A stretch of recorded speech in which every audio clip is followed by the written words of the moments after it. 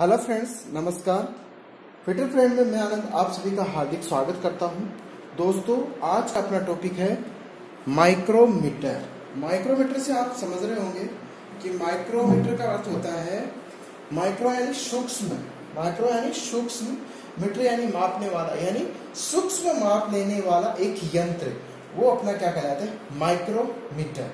Micrometer से अपन किसी भी जगह में, किसी भी जॉब की, उसकी गहराई को माप सकते हैं, उसकी बाहरी माप को माप सकते हैं, उसकी अंदरूनी माप को माप सकते हैं। वो ही अपना कहलाता है माइक्रोमीटर। परंतु ये माप कितनी सूक्ष्मता से लेगा, इसलिए इसका नाम पड़ा माइक्रोमीटर। इसका दूसरा नाम भी होता है, इसे स्क्रू गेज के नाम से भी बोलते हैं। क्या? Screw gauge. ठीक है। स्क्रू गेज इसलिए बोलते हैं क्योंकि ये स्क्रू की तरह काम करता है। जो आपका नट और बोल्ट होता है ना, उसकी तरह काम करता है, इसलिए इसका नाम स्क्रू गेज भी होता है। तो माइक्रोमीटर का अगर दूसरा नाम आपके सामने स्क्रू गेज आ जाए तो कंफ्यूज होने की जरूरत नहीं है, उसे स्क्रू गेज के नाम से भी जाना जाता है। तो क्वेश्चन भी बनेगा अपने सामने कि माइक्रोमीटर का दूसरा नाम क्या होता है? स्क्रू गेज भी आप उसको बोल सकते हैं। ठीक है। तो ये हो गया छोटा सा माइक्रोमीटर का इंट्रोडक्शन, जिसमें अपन बोल सकते हैं कि माइक्रोमीटर एक सूक्ष्म माप लेने वाला यंत्र होता है, जिसके द्वारा किसी जॉब की बाहरी, अंदरूनी, गहराई की माप आसानी से ली जा सकती है। वो अपना माइक्रोमीटर होता है। इसका दूसरा नाम स्क्रू गेज भी होता है। ठीक है। अब चलो इसका पढ़ते हैं अपन प्रिंसिपल। प्रिंसिपल क्या होता है? ये प्रिंसिपल, इसका सिद्धांत होता है नट और बोल्ट के सिद्धांत। किसके? नट और बोल्ट के सिद्धांत पे काम करता है। ठीक है। इसका सिद्धांत क्या हो गया? नट और बोल्ट के सिद्धांत पे काम करता है। नट और बोल्ट के सिद्धांत पे इसलिए काम करता है क्योंकि जो इसमें ये जो थिम्बल होता है और स्पैंडल होता है, इसके ऊपर चूड़ियां बनी होती है, और ये चूड़ियों के माध्यम से, जैसे नट को अपन जो बोल्ट होता है उसको कसते हैं ना, तो घूमते समय उसी तरह इसी में भी ये जब इसको पीछे से घुमाते हैं तो ये चूड़ियां इसमें बनी होती है, वो चूड़ियों के ऊपर घूमता है। तो इसलिए इसका ना प्रिंसिपल जो होता है वो नट और बोल्ट के सिद्धांत पे पड़ा, इसलिए इसका नाम स्क्रू गेज भी होता है। ठीक है। स्क्रू की तरह काम करता है, घूमते हुए काम करता है, इसलिए इसको स्क्रू गेज से भी स्क्रू गेज भी बोला जाता है। इसके बाद आता है इसका लिस्ट काउंट। इसका जो लिस्ट काउंट रहता है वो इसके द्वारा अपन जो माप सकते हैं, जो इसकी मेजर होती है वो अपन mm में होता है 0.01 mm, तथा इंचों में जो होता है वो 0.001 इंच होता है। ये होती है इसकी लिस्ट काउंट, यानी इसके द्वारा इतनी सूक्ष्मता से अपन जॉब का मेजर कर सकते हैं, यानी अपन बाल की मोटाई भी चेक कर सकते हैं इसके द्वारा। अपने बाल की मोटाई भी इसके द्वारा इतनी सूक्ष्मता से चेक कर सकते हैं। ये अपने बाल की मोटाई तक बता देता है, ये इतनी सूक्ष्मता से जॉब को मेजर करता है। उसके बाद आता है इसकी रेंज।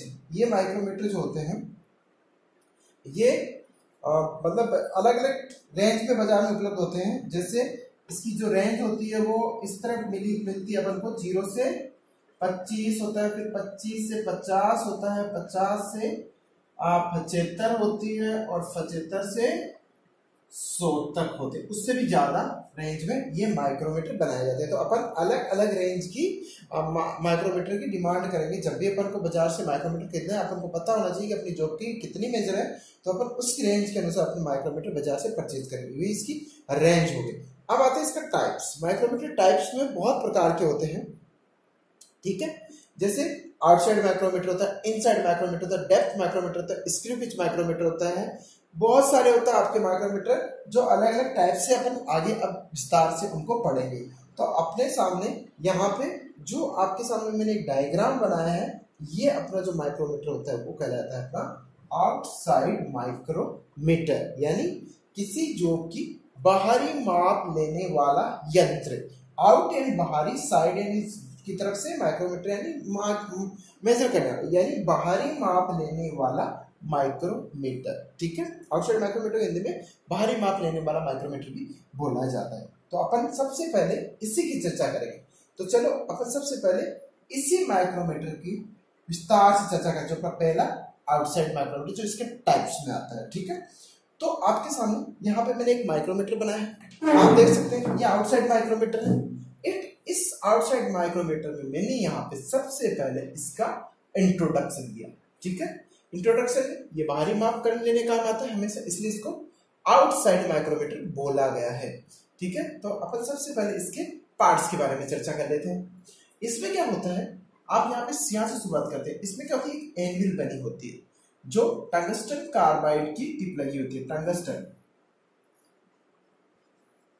टंगस्टन कार्बाइड की इसमें एक टिप लगाई जाती है, ठीक है।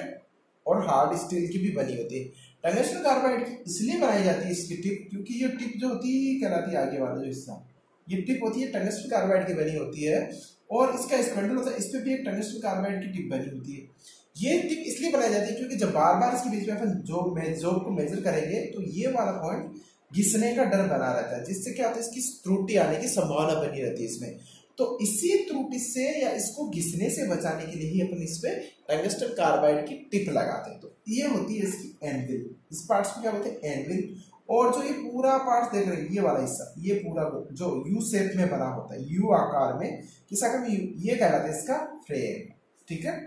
ये होगी एनविल, और एनविल इसके सामने बनी होती है, फ्रेम के इस पॉइंट पे जुड़ी होती है, और ये इसकी फ्रेम होगी। फ्रेम के साथ ही इधर पीछे वाले भागों में आप देखोगे तो इसमें यहाँ पे एक स्पेंडल होता है, एक स्पेंडल बोलते हैं, जो हमेशा ये पहले फ्रेम किस धातु की होती है, फ्रेम हमेशा स्टील की बनी होती है, और इसका स्पेंडल हमेशा हाई कार्बन स्टील का बनाया जाता है, ठीक है। और इसके ऊपर एक कार्बाइड की टिप लगा देते हैं, टंगस्टन कार्बाइड की टिप लग जाती है, जिससे इसको घिसने से बचाता है, ठीक है। फिर आता है इसी फ्रेम के साथ, स्टील फ्रेम के साथ पीछे एक जोड़ा होता है अपना क्या, बैरल, ठीक है। बैरल जुड़ा होता है।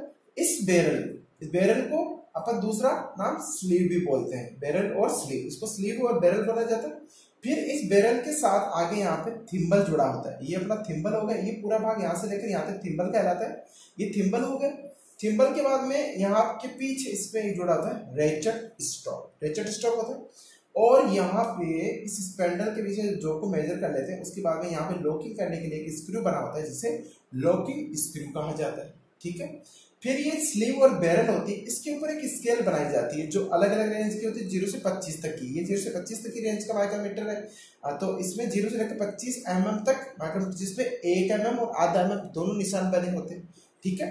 और इसी को अपन बोलते हैं स्लीव और बैरल स्केल, ठीक है। ये स्लीव स्केल या बैरल स्केल बोली जाती है। और पीछे सिलेंड्रिकल एक राउंड में एक स्केल और बनी थी थिम्बल पे, जो थिम्बल स्केल कहलाती है, ठीक है। थिम्बल स्केल हो गई। और थिम्बल स्केल में 0 से लेकर 50 से या 100 तक उसके ऊपर मान बने होते हैं, और इस प्रत्येक एक लाइन का मान होता है mm में 0.01 mm और इंचों में 0.001 इंच होता है, ठीक है। ये होगी बाहरी बात। अब इसके अंदरूनी बात करें तो यहाँ पे क्या होता है, इसमें स्पेंडल पे एक चूड़ी बनी होती है, ठीक है। ये चूड़ी बनी होती है और इसके साथ रेचेट स्टॉक लगा होता है और ये थिम्बल लगा होता है।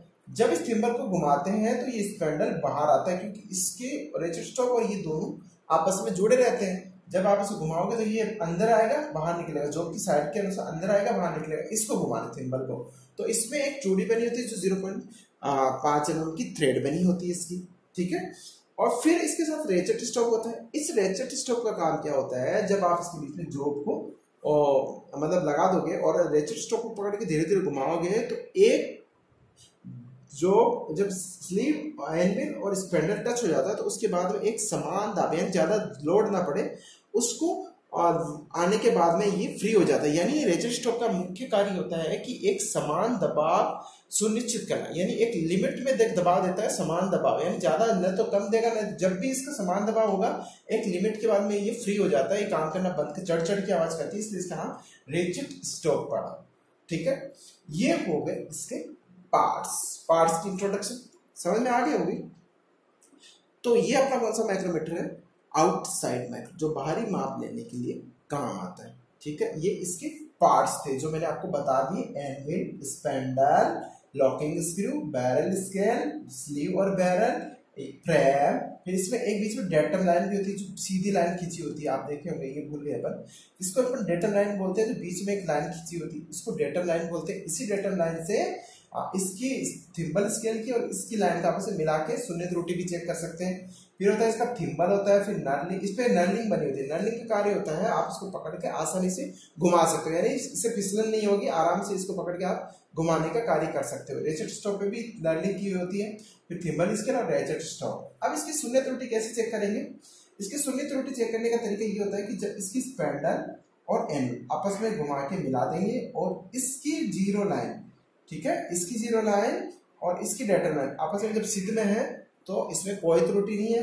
अगर इन दोनों को मिलाने के बाद में ये जीरो लाइन पीछे आगे रह जाती है तो अपन क्या करेंगे, बैरल में यहाँ पे एक हुक स्पिनर अपन ने पढ़ा था, छोटा सा हुक स्पिनर होता है जो यहाँ पे होल बना था, उसमें सी स्पिनर भी बोलते हैं, उसको घुमा के इसकी जीरो लाइन, इस जो थिम्बल स्केल है इसकी जीरो लाइन से डेटम लाइन इसकी थिम्बल स्केल की जीरो लाइन से मिला देंगे और उसकी त्रुटि को अपन दूर कर लेंगे। ये सब आगे पढ़ेंगे अपन, पर मैंने आपको यहाँ पे मुख्य मुख्य इंट्रोडक्शन पढ़ाया है।